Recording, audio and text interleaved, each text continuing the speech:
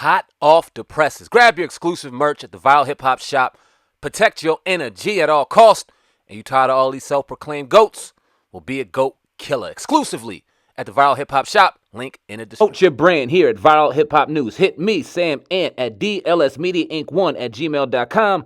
dlsmediainc1@gmail.com. Let's go. Another episode of the Hip Hop Uncensored Podcast. I'm your brother, O-God, from Hip Hop News Uncensored. And sitting across from me is my co-host. What up, y'all? It's your man, Sam Ant, Viral Hip Hop News. You're in the building with the best on this Monday afternoon, and we got a goddamn great guest in the building. Let's go. Another edition of the Hip Hop Podcast. We got a special guest in the building. We ain't doing that, bro. No, we about to do that this evening. We got Big Deal on the podcast, man. How you doing today, brother? Sir, I'm good, man. Respect. Absolutely. It's appreciative to have you on, OG. Definitely know you're going through some things this week. So first and foremost, before we get started, good luck on the surgery that you had this week. Hope everything goes well, man. Blessings to you as you go through that. But how you feeling? How's everything going? Man, listen, I'm glad to be here. We here today, man. You know what I'm saying? I got a lot of friends, a lot of people that ain't here no more, man. So I'm glad to be here. Indeed. Most definitely. So where you from? You from St. Louis? St. Louis, Missouri. All right, because I know a lot of people. State. Yeah, a lot of people may have the misconception that you're from New York, but you are from St. Louis. How was it growing up down there, man? To your best of your recollection. Oh, recollection, man. I'm always going back. All right. Well, the Lou is the Lou, man. It's a different breed of guys, man. You know, when I came to New York, you could see that the difference is that when I was growing up, you were independent in getting it. A lot of guys right here, when they do it here, they do it in groups. You know what I mean? You know, like that jumping shit. We didn't play that jumping shit. You know, I see guys, they get jumped in the whole 9 years. When I first came here, and this was back in 82, and then I started living here in 86. So it as far as the atmosphere, as far as guys growing up, you were more independent, and you had to get it. Whereas that when I came here, it was groups of guys, and they was getting it together. If you know what I mean. Right. So what got you in the security? Because I always like to hear. I used to do security in Brigada. I used to work in a nightclub for 10, 12 years, and then I also did executive protection for all the celebrities that came in to Brigada. So I was really kind of like the liaison with their security. Like I talked to their security and did a lot of business with them. So I was always interested in hearing their story. How did you get into that? How did you get into security?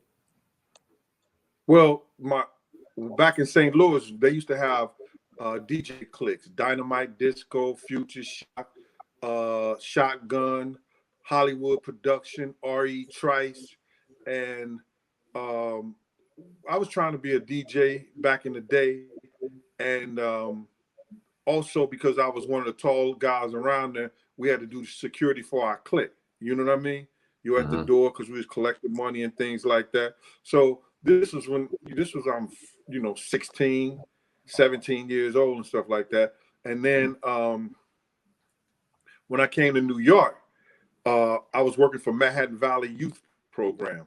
That was my first official job at St. John's Cathedral. You know, that's where I met D. Ferg, ASAP Ferg father over in 86.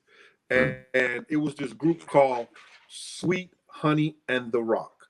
And they performed at Carnegie Hall. And they needed a driver. And I had chauffeur's license then, because when I took my test, you know, I took the chauffeur's license test too. So I was able to drive them. So when I drove Sweet Honey and the Rock, and if you do your homework on it, it's a gospel group, man, they brought tears to my eyes. Everything that I've ever experienced and all the bad shit that happened to me in my life, everything that I ever, went through, after I seen their concert, man, it something was cleansed me. And the lady said, yo, you are the best security we ever had. You know what I'm saying? You take care of us. You make sure everything is all right. And from that point on, I kind of wanted to do it. So now, I heard you saying in an interview that you were a parole officer at some point too. How does that tie into this? I retired as a parole officer, bro. I started parole. I was a parole officer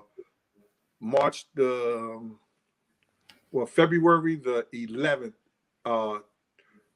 1991.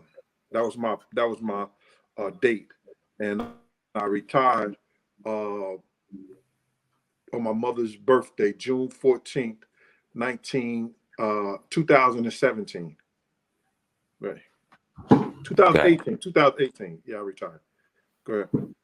So you're doing your thing for a while. You just recently retired. Yeah, just recently. Like, I got 2 years in. This will be my 3rd year coming up.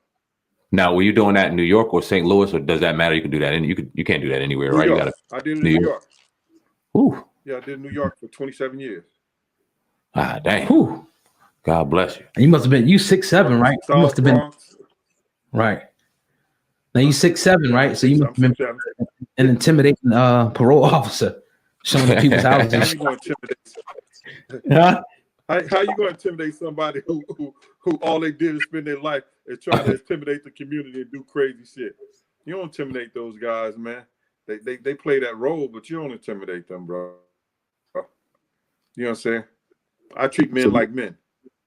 Word. What was the first security detail you had with a celebrity? What was that first one that you got that call and, all right, we got to hit the road. I want you to come with me. Well, it wasn't like that. You ever heard of, Tim Dog? Tim Dog, who was worked for Uptown Records. He was A&R at Uptown Records at first. Okay. And then he became over the Lost Boys. He had the Lost Boys. Yep. You remember him? Yep. All right. Tim, we had started a clique called The Same Gang. And we started The Same Gang in like 89. And so I was doing all the security for The Same Gang. And like Tim was doing, having parties, and it was called Butt Naked. Tim Dog and Butt Naked. Buck is the dude who is, he was one of the finance. He is a bad boy. So they was having problems at their doors and everything. I had got a security team together, and they used to do parties for the stars. So Tim asked me to come over and do a couple of parties. So the first official party we did with stars was Heavy D's birthday party at the California Club.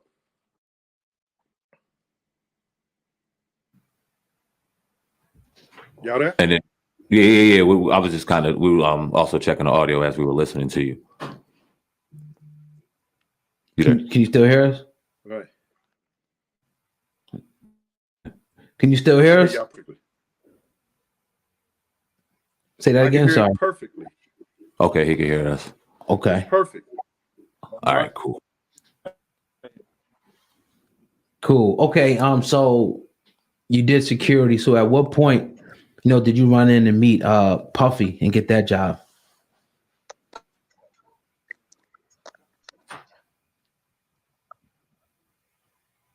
Oh, do you hear us now? Yeah, we can hear him. Well, I think we have some technical difficulties. Sorry to interrupt you. We have a little bit of technical difficulties with the audio. Okay. It was 91. He was initiated into.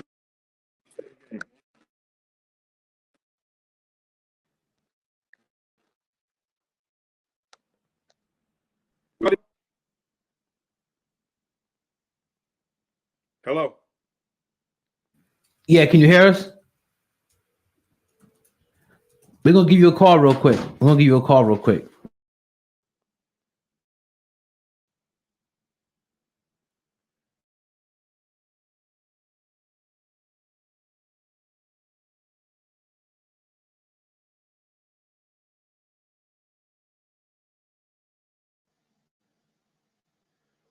Yeah, I'm here.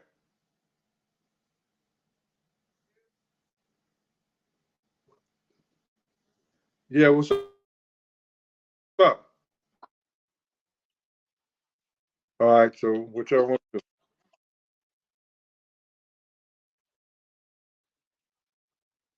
All right, tell me how to do it on my iPad Pro, man.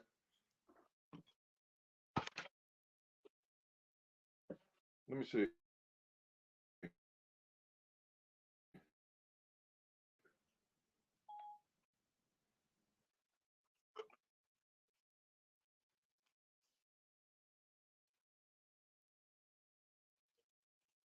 All right.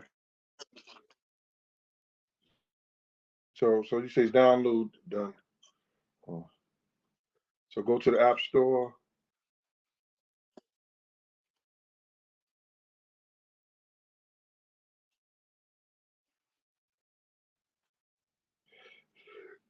I guess we ain't doing this shit live, huh?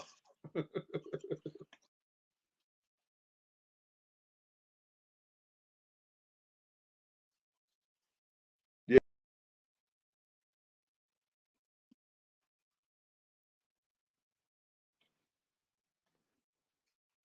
Yep.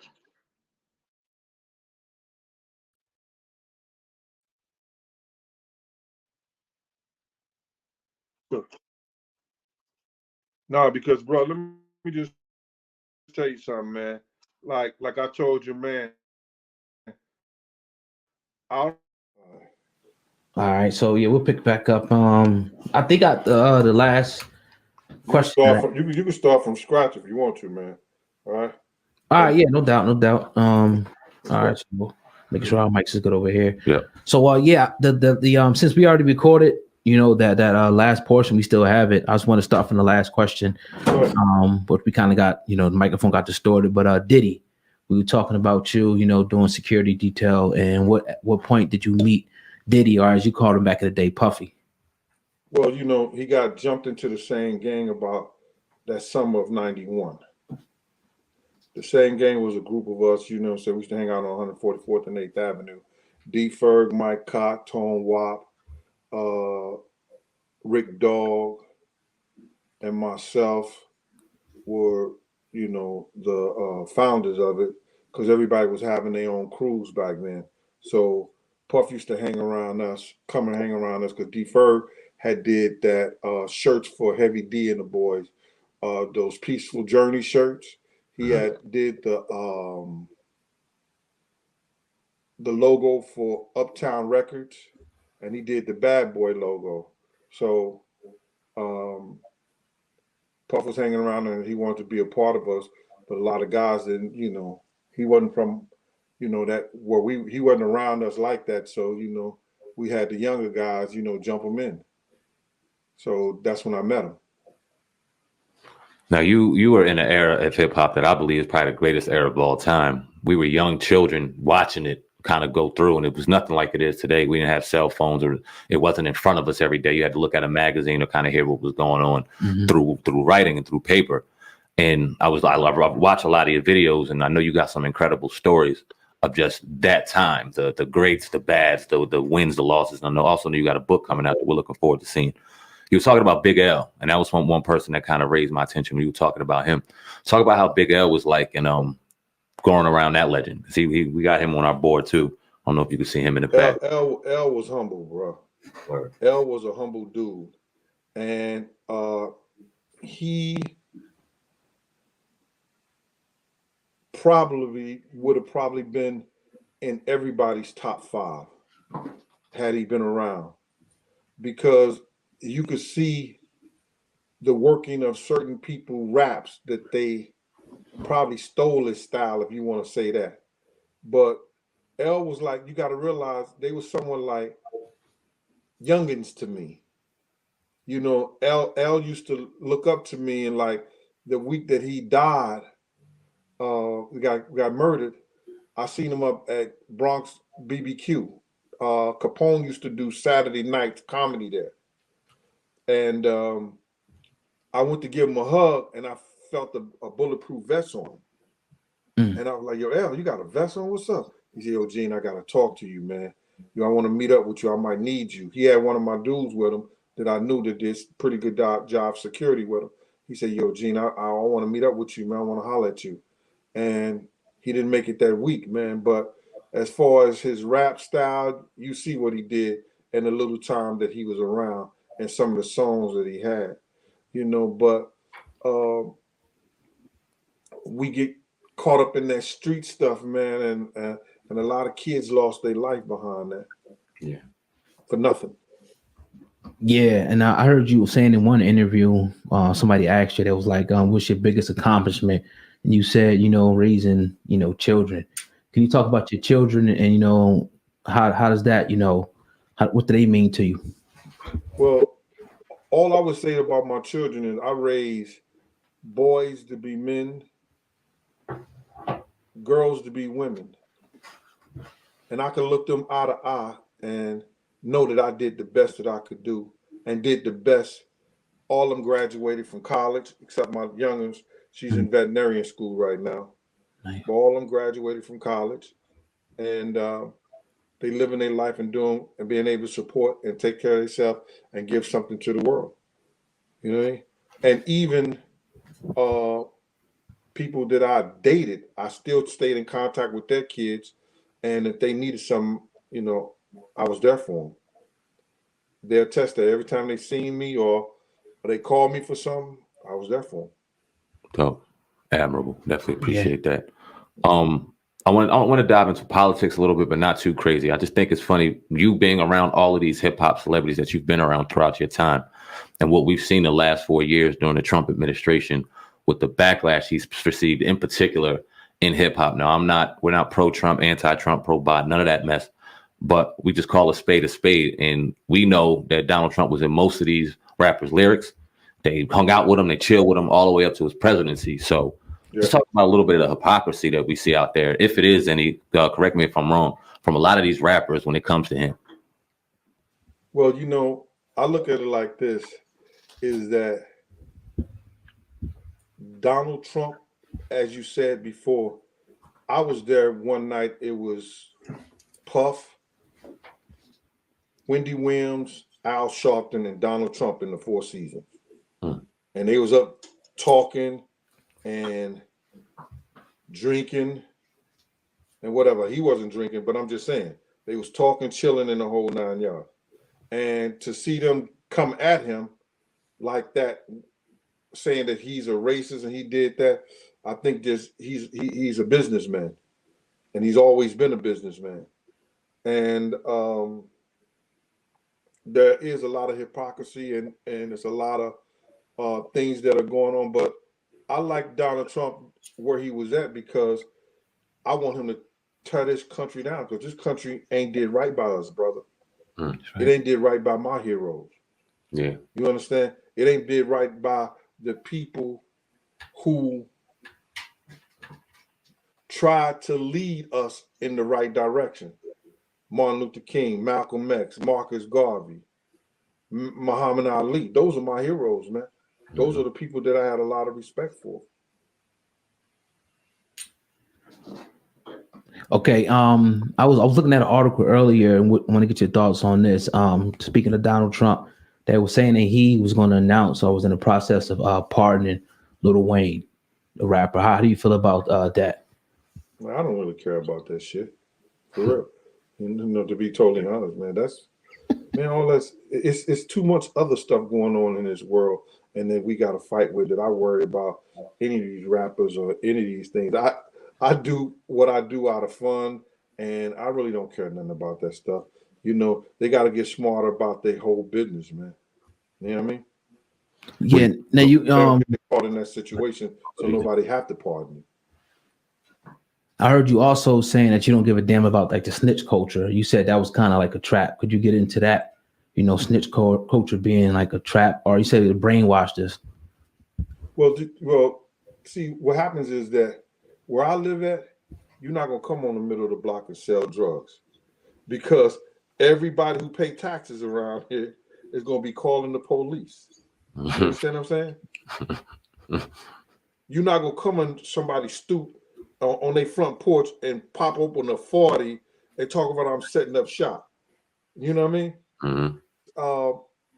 I was doing a class over at Watley Junior High School, and this was back some years ago, about 2009, 2010, and I did the snitch, the rat, and the CI, and the citizen. You know what I'm saying? And I had some hardcore guys in there who were saying that if they seen a man drive drag a 10, 12-year-old girl up in the building, and she was hollering rape and scream, and the police come and ask them, that they wouldn't say nothing, because that's snitching. Now, what kind of sense do that make? What kind of poison is that that our kids got in their mind. Do you understand what I'm saying? Yeah. So it tears down our community, bro. You got to know when to open your mouth and when not to. Speaking on that, opening your mouth and knowing when not to, a lot of rappers are really kind of incriminating themselves with these cell phones, what they show, what they say, what they do, in an effort of, I guess, of keeping it real. I don't know what the fuck they're doing, but we see a lot of rappers getting caught up doing it. Talk about that, because, I mean, you look at the flip side, they're either getting incriminated and they're getting fed cases, or they are unfortunately passing away because of something happened on the cell phone. Where did all this come about it? Well, see, the thing about it is, if you remember Jack the Rapper and all those other places, you had to be there. And like you said earlier, we get all the information now, minutes after it happened. As soon as about somebody see it, they uploading and everything. And these guys right here, they don't understand that they pay guys. It's a thing called HIDA right here in New York City. You ever heard of HIDA? Nah. HIDA is state, federal, city, corrections, state police, you understand, state parole, ATF, the DEA, and Secret Service. They got a place right there on Varick Street. I've been in there. I've did classes in there. You understand? They got like 100 and some people on their computers, and all they do is watch Instagram. All they do is watch Facebook, YouTube, and all this other stuff. And they have every convicted felon name that's in there. You understand what I'm saying? And when that stuff pops up, all they do is trace you. They know what you're doing. They send stuff over to your PO if they want to, or they tell your PO if something is big like that, or they want to get you or use you for something. So they got the government. The government is watching you, and for you to be that dumb to put your business out there, you don't mind, 3 hots in a cot. Yeah, I was I forget who it was, but they said if you're like notable or just somebody who does stuff for a living, you probably got an FBI file. I think that's pretty crazy. But can you talk about the inspiration, for your book? I just thought that, I had a deal with Simon & Schuster back in the day, and it was coming through Karen Hunter. All of a sudden, they gave me $25,000. The deal was for $75,000. That's unheard of for somebody who is not a star. But then they seen my one page. They seen what I was going to talk about. Then all of a sudden, the week before the book was supposed to be finished, they don't want to do it no more. But I was told why. So it was all right. I took the $25,000 and ran with it. I had a DVD deal. Now I wasn't going to nobody. People were coming to me, asking me, and listen to me, man. I know the strength of old boy, so I knew that the stuff wasn't going to come out because I've seen them at work. So when I had the DVD deal, Ricardo McKendrick Jr. came and gave me $25,000. Did a DVD deal. So had Miss Wallace on the DVD, had a lot of other rappers and everything like that, because I could call guys up and ask for certain favors and they would do it. And then next thing you know, it don't come out. Man, I ain't turning down that. Somebody blocking it or what? Hey, you know that, bro. You know what I'm saying? And I knew they was gonna get blocked, but see, they get offensive because you take the money and you run with it, because they think you're trying to get at them. No, listen, go do your homework. Stop it. I know you're gonna stop it anyway. So why should I turn this money down? Yeah. True that. You say you work with Tim Dog, right? Early on, that's how you got in your career with security? Yeah, I started with Tim Dog. Now, Tim Dog, the rapper. Tim Dog, the producer and the executive. I got you. I mixed up the two. But just to kind of talk about that, I want to East Coast, West Coast, and that whole beef and all of that during that time. We Tim Dog, the rapper, even say "fuck Compton." He had that diss track called "Fuck Compton." So when did all of that, to your best of your knowledge, even kind of start? East Coast versus West Coast, and when did it kind of? It was way before then, because it was two guys. It was Puff and Suge. They was having their own beef about things. Suge was feeling a certain way, and Puff was feeling a certain way. Puff did some grimy shit to Suge. You know, that Suge thought it was grimy. So then Suge came back and did some grimy shit to Puff. Then Suge took a picture with Puff's baby mama and his baby hugging him, saying what the East Coast won't take care of, the West Coast will. Oh, yeah. You understand? And Wolf came around with the magazine teasing the nigga. Yo, I remember a vein almost popped out his neck to his forehead. I was laughing like a motherfucker. Damn. You know what I'm saying? So, you know, it came to that. And then, you know, when Pac got out of jail, it went to another level. The fuel just started, you know, added to the fire. Yeah. Now, you were Puffy's main security detail, bodyguard, whatever you want to call it, assigned to pretty much, you know, protect him and his family, right? Nope. Just to protect him and whoever's with him at that time. You know what I'm saying? Okay. Like, see, what happened was that I wouldn't work for Puff sometimes. Like, they would beg me to work for Puff. Kirk Burroughs will call me, yo, Gene, please, Chief Gene, please. He wants you. Because Puff knew I was one nice with my hands first. Because when you grow up in St. Louis, you either belong to one of the boxing clubs, you belong to one of the football clubs. Because back in the Midwest, that's what we had was sports. You understand? So you belong to one of the boxing clubs, you belong to a football club, you play baseball, basketball, and everything. I went to the University of Tennessee, ended up playing basketball and getting my degree. So I've always been nice with my hand. And then I studied karate under Cedric Malone. He was my sensei. Benny Smith was my boxing instructor. You understand? I used to put both of them together before they even start the MMA shit. You know what I'm saying? 6, 7, God damn. Yeah. And like dude said, like when I told people my senior year, I got kicked out during the playoffs because one of the guys tried to attack me and I broke his jaw, his nose, and fractured his some in his face. And I'm not saying that to brag, I'm just saying that, you know, I was always the type of guy, and I would fight the bullies. I like fighting the bullies. I'd never picked on nobody, nothing like that. If somebody was picking on somebody, I'd be the first one to say, man, leave them people alone. They're not bothering you. I bet you wouldn't do me like that. You know what I'm saying? Yeah. You know, so I was that type of dude like that, you know, very humble. And like I said, Puff knew I was nice with my hands and everything like that.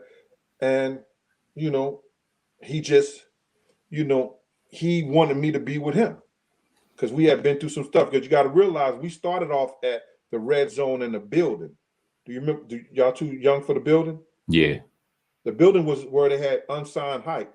That Monday night they used to do like Leaders of the New School, Naughty by Nature, what's her name? Queen Latifah. All the new rappers used to come there and showcase their stuff on Monday night. Puff used to do that, Daddy's house at the building. Then he used to do the party on Wednesday at the Red Zone. About 91, 92? Yeah. Yeah, we were about 8, 9 years old at that time. That was a little before our time, but we was getting there. We was definitely getting there. Talk about, all right, because you hear all the time, especially during that time, you hear the Illuminati talk, selling souls. This person sacrificed all this wild shit. Without giving too much away, because I don't know what's in your book and what's not in your book, how real was that part? That the sadistic, wild, demonistic side of hip hop that's all out there. All the conspiracies are out there, but no one's really ever brought to light. You don't see that. You know what happens is that they got places where you go and the bodyguards have to stop right here. And unless the girls come back, who's back there with them, tell you what was going on, you don't see it per se.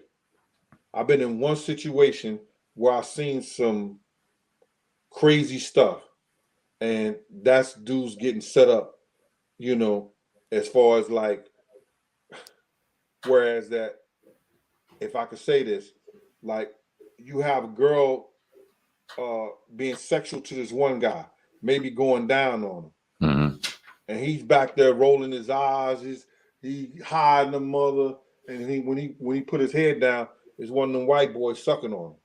Oh, you understand? That has happened. You understand what I'm saying? Then you got these guys who they go into these Turkish houses. Once you get to that door, you don't go back in there. But you know what they do in them Turkish houses. Well, you can assume what they do, quote unquote, in those Turkish houses. You understand? But you get stopped at the door. You get what I'm saying? Yeah. You know, you go into the building, but they have that last door. You don't go past that. You securing that door at that point. Yeah. Pretty deep. Now, can we, if you may, can we talk about, you know, the night of the shooting, or leading up to the night of the shooting of Biggie Smalls? Now, first and foremost, was it true that Biggie told you that he was leaving Bad Boy Records? Well, Biggie showed me the paperwork, right? But I had read his contract, on the way to L.A. because I was on the plane and Puff gave me his briefcase, the big nigga shit. Mm-hmm. So then I was like, okay. I got 6 hours to ride on this motherfucker. What's in here? Yeah, word. Yeah. So I was reading the contract. So then, and then when I was telling Big about his contract, he was like, yo, how you know that? So then I said, man, you broke. And I'm teasing him because I'm teasing him with cigarettes. Because at the time, man, I was smoking those Newports. And they was out there and they had the Newports and the soft packs, and they couldn't get the box packs. You can only get those in New York City. You couldn't get them in Cali, or they ain't know where to get them. And he wanted one real bad. And I was teasing to him about how broke he was. You know what I'm saying? I said, nigga, you begging for cigarettes, man? Just messing with him like that. He was like, man, I ain't begging for nothing. So then his mother calls on the phone, right? And she was talking about, you could hear a conversation with him because it was only me and him in the Winnebago. And he said, she said, Ma, they ain't gonna do nothing. Just give me the contractor name and I'm gonna take care of it. I'm gonna take care of it, Ma. Don't worry about it. And he was like, I'm gonna take care of the 60,000, Ma, because she was talking about they needed 60,000 or they're gonna stop building the house they was building. He was building for her in Pennsylvania. So then when he got off the phone, I took a pull on the cigarette. I said, yo, damn, man, you owe everybody. And he was like, I said, you owe Mike Gadget 30,000 for them cars he did for you. He was like, yo, Gene, how you know that shit? I said, niggas be talking, big. I said, niggas be talking. He said, yeah. He said, damn, man. He said, yo, but nigga, I ain't broke. Look at this. So now he was showing me the contract. Then I think it was for 6.2 or either $62 million. It was for Cameron, Tracy Lee, I think, Junior Mafia, Little Kim, and a group called The Commission and Charlie Baltimore. Sounds about right. Right? So he showed me that. He said, yo, nigga, I will take you with me, but you love that nigga too much. And I said, yo, nigga, I'm going where the money is. He said, nah. You good. I said, yeah, I'm good, man. You understand? He said, yo, but I said, yo, so what's is publishing? He said, publishing. Then he explained to me what publishing was. He said if he writes something or he write for somebody, he do a song, stuff like that, that's what you call your publishing. I said, so Puff own that from you, huh? Damn. I said, I looked at your contract, man. He told me he gonna give it back to you. Y'all could talk about getting it back. You know what I'm saying? Y'all could talk about getting it back. I said, and your marketing too big? Yo, I'm fucking with him. You know what I mean? So then he was like, yo, I can't be mad at him. So, that was telling me at the time, yo, you mad at him, but you can't be mad at him because he showed me how to get money. You know what I'm saying? So it was a sense of loyalty there in a certain sense, but at the same time, he knew that time that had ran out. It was time to move on. Right, no doubt. But when somebody said that I can't be mad at somebody, they actually mad at him. Yeah, they upset because he had found out that publishing was probably the biggest part of the whole industry, and then you owning your publishing, you know what I'm saying, it's going to feed you for the rest of your life. Right. We see a lot of rappers out here that seem like they gain more fame and death than they do in life. And obviously, two of the most famous is Biggie and Tupac. And you talk about ownership of catalogs and who owns publishings and where they've been since been in death. I just can't help but to think that there was a lot more to that story than we know. Mm-hmm. How do I say this? Did Puff have more to do with it than we know? Bro, you got to look at it like this. See, let me just say this, bro. you own something, and you got, and I said this on my show, you know what I'm saying, before, is that they took the money and they made Biggie who Biggie was, the Notorious Big. They took Christopher Wallace and made him the Notorious Big. Mm-hmm. Notorious Big makes Little Kim, he makes Junior Mafia. You understand? He's about to make other groups and everything. Mm-hmm. But he don't bring it through Bad Boy. He don't bring it through Arista, who took the money to make Christopher Wallace Notorious Big. He goes and takes it to the people who are their competition. Now, how do that make Puffy look? People don't look at it like that. And then you got to hear the words that Puff say out of his mouth sometimes. I can't believe this one did this stuff like that. He gonna catch flack from that. We took all this money. Look what he did to Craig Mack. He told Craig Mack, if you don't fire your manager, you ain't never gonna work with Bad Boy again. I'm not effing with you no more. But yet and still, if it wasn't for Craig Mack, Big wouldn't be who he was. That's a fact. And people don't see that. Oh no, what are you talking about? You crazy, man. You just hating on Diddy. Man, first of all, Big did the proverbial what do you call proverbial trick on a motherfucker when he called that nigga Diddy. And he came out 10 years later and said, I'm changing my name to Diddy because Big used to call me that. So Big is turning over laughing in his grave. The night that we was talking about Lil Kim and Big doing Lil Kim's album, right? And because D Rock was calling himself snitching on me about something to Puff, because he had told Big. So I said, oh, so Big, you want to talk now? So tell Puff how you wrote Lil Kim album, because he told me that. Mm-hmm. Right? And Puff started jumping up. He jumped out the seat. You did what? You wrote Lil Kim. He knew he wrote Lil Kim album. But for Big to tell somebody that, and somebody could say that, if Big say that in front of him, he could take that to his lawyer because he's due that publishing. Yeah. Puff paid Big $200,000 for that publishing. But Big learned the game and said, yo, listen to me. I can't say I wrote this shit, but y'all got to piece me off this money for this. You understand? When y'all get those publishing checks. You get it? Mm-hmm.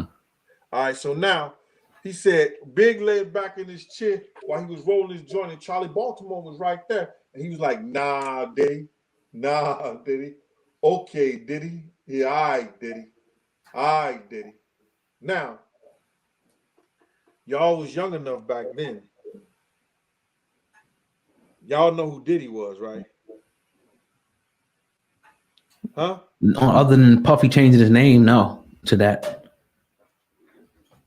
You got to school us, OJ. You say Diddy. Bro, do you ever play video games back in the day? Yep. Remember Donkey Kong? Oh, yeah. So who was Diddy Kong? Oh, shit. It was his bitch or his son or something like that, wasn't it? It was his little son. They ran out at the end of the thing. So he's calling him his son. Uh-huh. Yeah. So he was calling him Diddy Kong. He was calling him Diddy. So now he go back and change his name to Diddy, and Big was. And so when Puff walked out the room, the studio, I say, "So who you, Donkey Kong?" And Big was like, "Nigga, how you know?" I said, "Nigga, I got to the end of the board before too." Man. So the those are the main two reasons why people implicate him as well, was the publishing, and the fact that he was saying that he was leaving Bad Boy from my research. But can we talk about the night of the shooting, and was it true that Diddy was acting a little funny that night or off that night or what? Bro, listen here. When you be around for somebody for X amount of years, you learn them and you know how they move. And I said this 1,000 times. If we in New York City, we leave out the club, Puff jumping in the car and leaving. He'll leave his mama. Damn. You understand? This night, that whole night, the whole atmosphere was effed up. prior to we getting to the party, I had already forewarned everybody. You understand what I'm saying? Mm-hmm. I tried to have a private conversation with Puff. You understand? He didn't want to hear it. You ain't got to go, Gene. I made a telephone call from Andre Harrell's house. You hear me, brother? To the block on 112th Street and 8th Avenue. Spoke to my peoples. They told me, yo, fuck it. He don't want you to go. He said, you ain't got to go. Don't go. Had already been out there 4 or 5 days. I would have probably had to do something to him about my money. So I said, man, I ain't going to leave them cats out there like that because nobody had no guns. You understand me? Mm-hmm. Other than the cop that was supposed to have it from L.A. Mm-hmm. D-Rock, Paul, none of them crew, none of them had no guns. You understand? So now, I know not to give nobody nothing unless you there. You understand? Because, you know, guys always talking about, yo, the police came, I had to throw it. You never get yours back. You know what I mean? Yeah. You know what I'm saying? So I wasn't going to leave him out there like that, no way. But I told Puff. I went outside and I told Big. You understand? I told Big because I had told at the studio. Remember, I told you we was at the studio with and we was talking about Lil Kim publishing and everything like that, and Big writing that shit. Yep. I told D-Rock that night, 2 days before the party, don't come around this dude, bro. We going everywhere. Me and Puff was going everywhere. That ain't what I was told when I went out there. All we was gonna do was the studio and Soul Train. That was it. Nah, but we in the House of Blues. You know what I'm saying? We going to the movie theater with Sally Richardson and all this other shit like that. We going out to lounges. We doing all this dumb shit. And it was hot. It was hot in LA with y'all. Yeah, exactly. Hot as hell. You know what I'm saying? To be doing that. So now I've already warned them. I go to the car and I say, yo, Big, these niggas is coming to try to kill us tonight. I had already 2 gangsters and a dude from Jodeci telling me that. Mm-hmm. One of the gangsters, shout out to Unique from Mecca Audio, came out of jail. He said, yo, he got on one of the podcast shows and he said, yo, I tried to warn Bad Boy Puff Daddy and them. I told Big Gene. Nobody believed me, but President Trump pardoned him after 26 years. He came out of jail, got on a podcast show, and said, yo, I tried to warn Big Gene. I almost caught a body in jail, you know what I'm saying, behind this. You understand what I'm saying? So I'm telling them, Big was like, I said, yo, Big nigga, and C said, yo, go ahead, old Gene, with that old cop shit. You think you know everything. I said to the nigga, just like this, I said, what I do know, you better get your GED, brother, so they don't cheat you out your money like they did your man right here. Because you know what I'm saying? Big told me he had an effed up contract. But how you going to get a good contract when Puff man Mark Pitts is his manager? Yeah. Yeah. Mark Pitts started Bad Boy with Puff, was right there from Jungle. How you going to make that your manager? He ain't going to go against Puff. Yeah, sell him your publishing for $200,000. You know what I mean? Now I'm sorry. I told Big them that night. They took it for a joke. You pretty much warned, them that, something could have happened that night. Put in what you saying. Something was going to happen. That was our last night there, brother. They got to make it happen then. Or they can't go back to their block. Oh, y'all let these bad boy niggas come out here. Right. They party with the girl. They smoke. They drink and everything. Something got to happen that night, bro. Or they got to blow up the plane.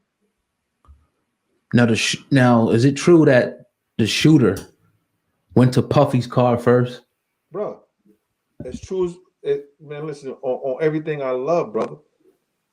Came to Puff's car.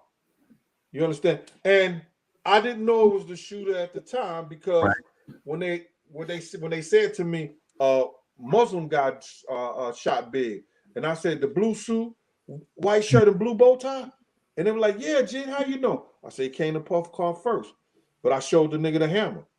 All this is in the FBI files. when he came, I had my gun up under my shirt, and when he came, he was just coming closer and closer, and I just lowered my hand. So He like, looked at me, I looked at him. okay. He stopped, and he just turned back around. So I watched him as he got, about 3 or 4 cars down the street, and then I ain't see him no more. Right. Cause I'm like, yo, y'all niggas ain't ready to go. So we line up on side of the building. So then I'm telling Puff, yo, I'm gonna ride on top of the Puff, everybody get in the car. I go to Paul. I say, yo, Paul, y'all ready? Follow us. Because we going to Steve Stout's house. Thank God, and Big Death saved a lot of people's lives. Because they was waiting for us at Steve Stout's house. Because I had a couple of gangsters tell me that them niggas had set up there, and as soon as we roll up there, they was gonna tear everybody up in those vans, in those trucks. So his death saved a lot of people's lives. So I was gonna ask you, you were advising cars in front of you or behind you run lights. We're not sitting at these lights, we're not doing this, and it was just a lot of weird. I told Paul and them, because Puff ran around outside for like 15, 20 minutes. Oh my God. You know what I'm saying? So I'm like, oh shit. I said, he don't do this. Right, he leave his mama. He's going I said, he don't do this. You know what I'm saying? So I told Paul, yo, follow us. I just told y'all I was down at the training thing. I was at 40th Street. And this is how good God is, man, and the spirit is. 2 weeks prior to me going out to LA, I took a DEA course. It was called Surveillance and Interrogation. And in that class, they said, if you want to find out if somebody following you, take 3 rights, run 3 lights. So when I got in the car, when I told Kenny, I said, Kenny, run the next 3 lights. You know what I'm saying? Told Paul and them to follow us.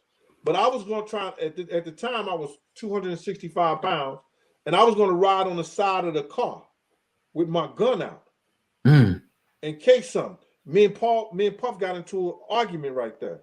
And he said, yo, Gene, if you don't get in this car, you ain't going to never work for Bad Boy again. You understand? And I told this nigga like this, yo, how you going to tell me how to do my job, brother? He said, yo, Gene, we don't need to get in this car. And then he left his seat all the way back. We don't drive down there like that. The fuck out of here. Whoa, That's crazy. I never heard that before. That's because you ain't look at Raw Deal the Last Big Night. That's what happened. That's why you ain't look at my YouTube channel, like Raw Deal the Last Big Night. It was 4 of them. 1, 2, and 3. That's why. It was 4 of them though. God damn. So after it all, the dust settles and we lose big. What was the atmosphere like around Puff and everybody immediately after that? Well, see, I know we lost when we pulled him out the car, bro. Yeah. And that effed me up. That twisted me. And so Paul was like, yo, Gene, yo, he gonna be all right. I said, man, that nigga dead. And because I've been around, I've seen that before at clubs and stuff like that. You know how the body function, release itself. You know what I'm saying? I said, he done. He said, no, it's trauma, Gene, it's trauma. I said, man, that nigga done, bro. You know what I'm saying? Dead weight, the whole 9 yards. And then Puff runs out the hospital, grab my arm. Gene, we gotta pray. I pushed his hand down. I said, yo, pray for what? That nigga dead. Pray for what? You understand? And then Paul comes back out. He said, yo, we gotta get Puff to the airport. Andre Herrera said, we gotta take him to San Diego. They got a jet waiting for him. So now, Chaz, if you ever heard of Chaz Williams, he was on American Gangster. He had robbed 160 banks and all that stuff like that. He got his whole crew at the hospital. They surrounded the place, and stuff like that. They surrounded Puff cars and everything like that, and said, "Yo, where y'all going?" I said, "We gotta take Puff to the airport." And we was driving. Puff pulled over and to the side. He said, "Yo, tell Chaz we don't need all that." Okay. What? What you know? I don't know. Big just got shot up and killed. And Yeah. Big leaving the hospital within an hour or two. You understand? But you telling this dude who got all these guys in these cars around us that we don't need this. You would think your life was a danger too. Yeah. So then, Chaz told me to get in the car with him. I did. And then, a couple of days, the next day or so later, they got me out of LA. So the atmosphere, it was solemn, man. It was crazy, man. You just lost, probably one of the greatest. He would have been one of the greatest rappers of all time. Mm-hmm. Right. Now, could you talk, as much as you can about, you said a tear-dropping conversation with Mrs. Wallace. What was that conversation about? About how her son died. His last words in my face. Right. Because I was telling them niggas, don't let them go to sleep. Do not keep them up at all the time. Man, and what I'm telling you, it took anywhere. We didn't know a hospital was a block away.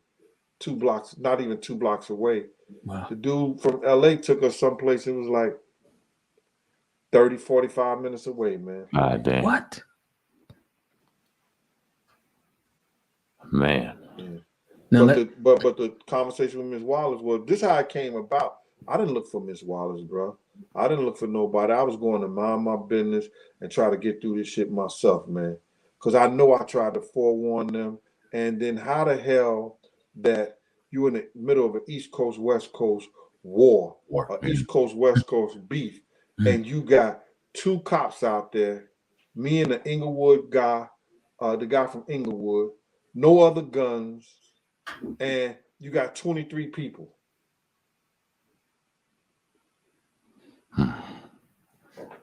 So now Ms. Wallace being her conversation, brother, I just told her the atmosphere, told her what was going on.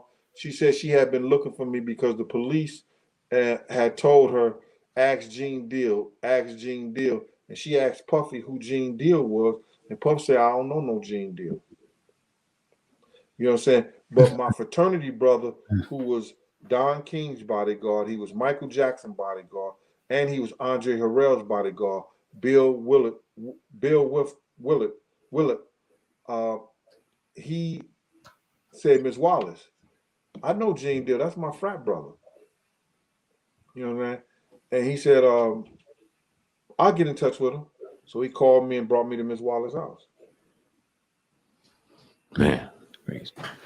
Now the Suge Knight connection to this, in your opinion, is there any, do you think Suge Knight could have had something to do with it? Because I think they said that he knew he had a connection with the cops that had a connection with the supposed alleged shooter.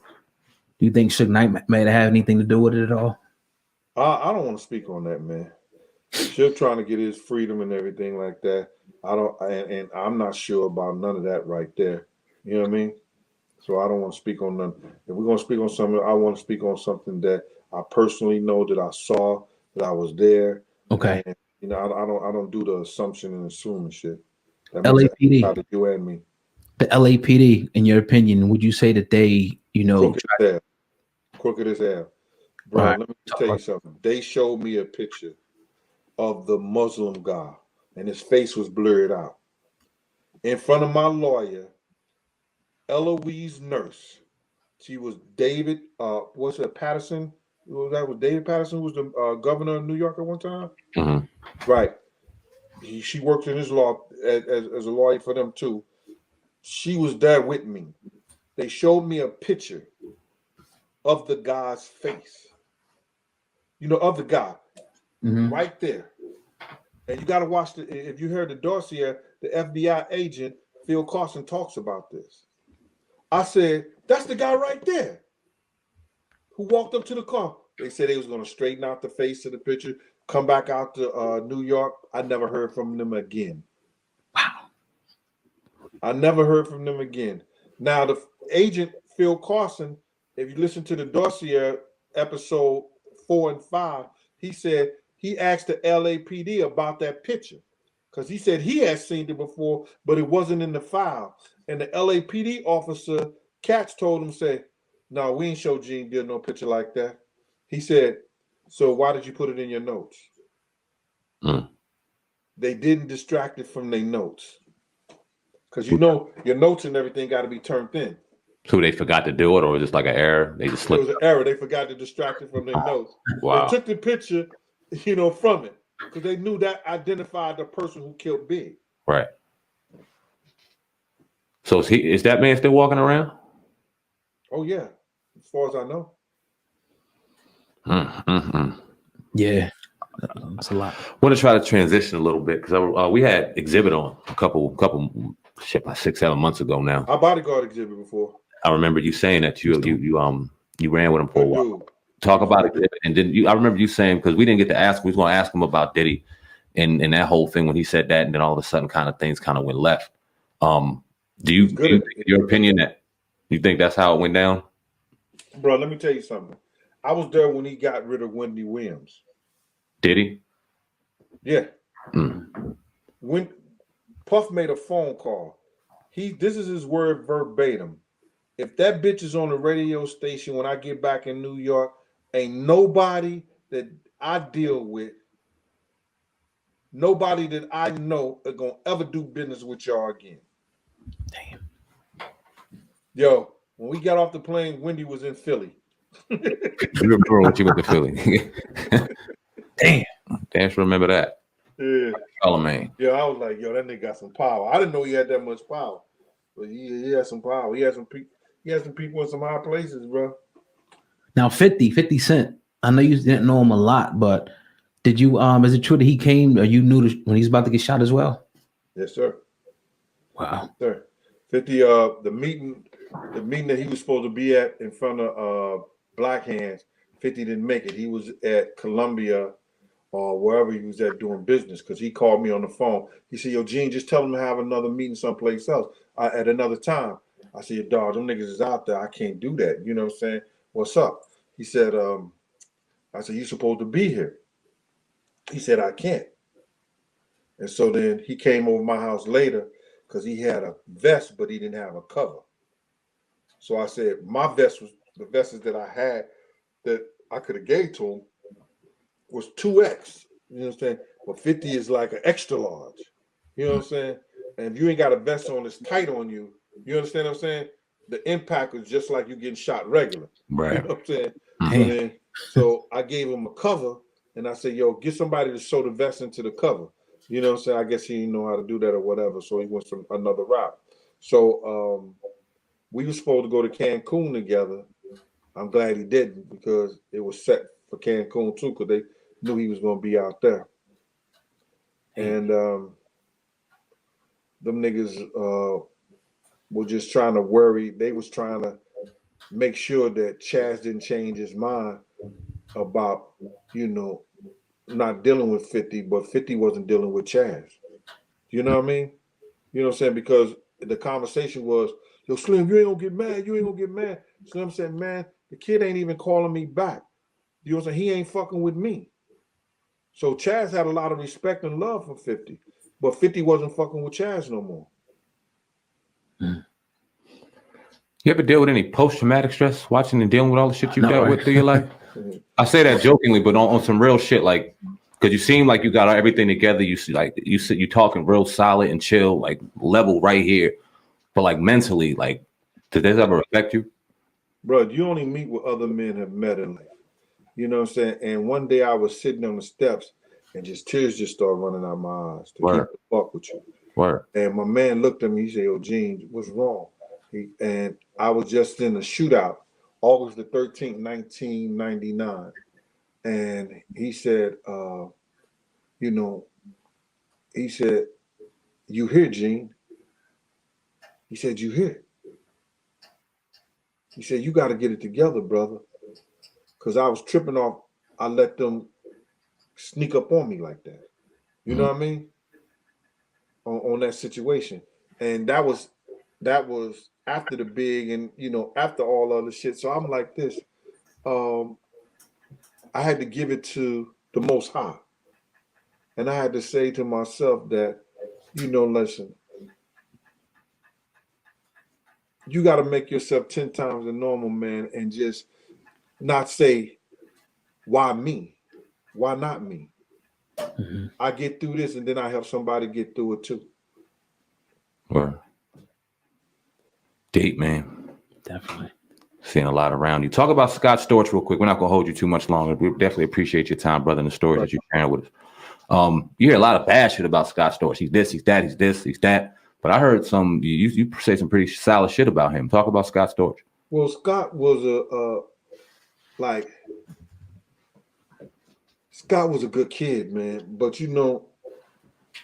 that hip hop and that club life would do something to you. It would, fans and women will change you if you ain't got your shit on. You understand? If you ain't got your shit on right, your head on right, you'll start believing how great you are. Yeah. You understand? And Scott had a good heart, man. Scott will give the clothes off his back, man. He'll get the food off his plate. He was just giving. He was too giving. And then I just think that hip hop kind of what changed him. And Jimmy Iovine, messed that kid head up. You understand?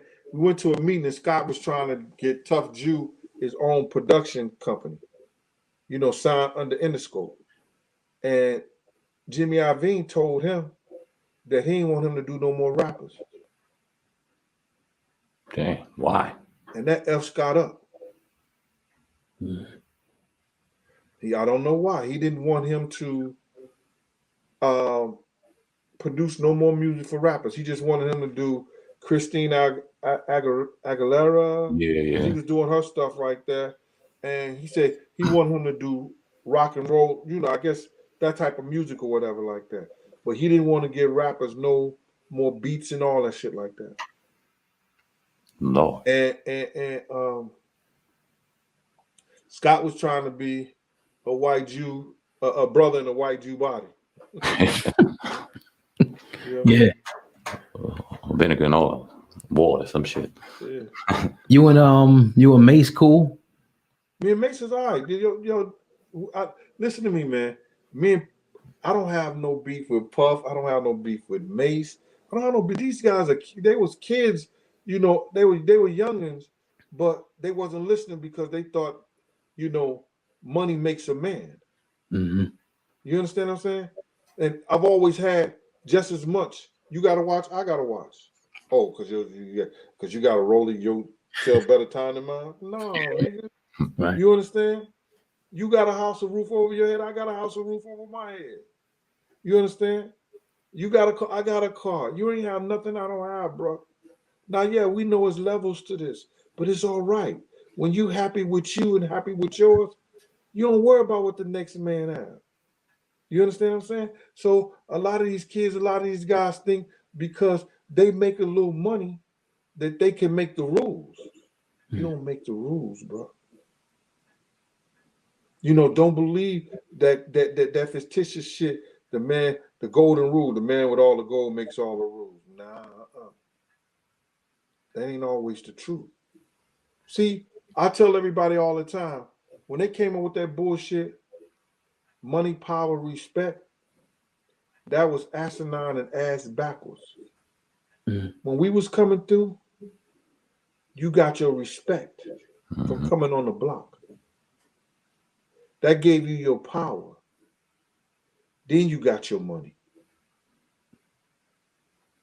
It's a difference. Definitely. Gene Dill, man, we definitely appreciate you in the building. This is an interview we've been wanting for the last couple of years, man. So we definitely Stop that, boys. Stop that. Real shit. Talk about dirty ass backyard lawn chairs. Wanted to have this interview for a long fucking time. Check your Instagram, man. Y'all interview. You know what they tell niggas? Yo, you interview him, you will not get the Ciroc contract. You will not. We independent. We independent, bro. You won't be at Jay-Z and Rock Nation luncheon. Yeah. We fucked that up a long time ago. Guy, man. We ain't worried about it, bro. Real recognizes real, and you had to come on this platform. You can come on anytime, man. Salute to you. Definitely appreciate it. Nah. I just want one favor, man. When the book come out, can I come on your platform, man? Absolutely. Come here first, man. Let's get some copies. Let's read it and let's talk about it, man. Yep. Yes, sir. I appreciate you. Now, indeed, drop your social media handles, where they can find you and where they can check out that book when it does release. All right, well, you know, I'm gonna do it independent, man. I'm gonna sell every last one of them out the back of my car if I have to, Talk about. or I'm gonna mail it to you. But I'm at the Gene Deal Show on YouTube, and also I have that Instagram, Big Gene _5 Deuce. You know what I'm saying? I'm simple, man. You know, y'all, you see how y'all just trained me today on doing this stuff on my iPad Pro. I appreciate that. No doubt. And the joint went smooth right after that shit. We was good Yes, to go. sir. Hey man, definitely appreciate your time. God willing and God blessings to your surgery. Everything goes successful, Yes, man. man. We'll be talking to you soon, bro. All Appreciate right, thank you guys, man. I appreciate y'all. All right, you. brother. Take care. Don't be no stranger. Nah, All right. indeed. Yes, Peace. sir.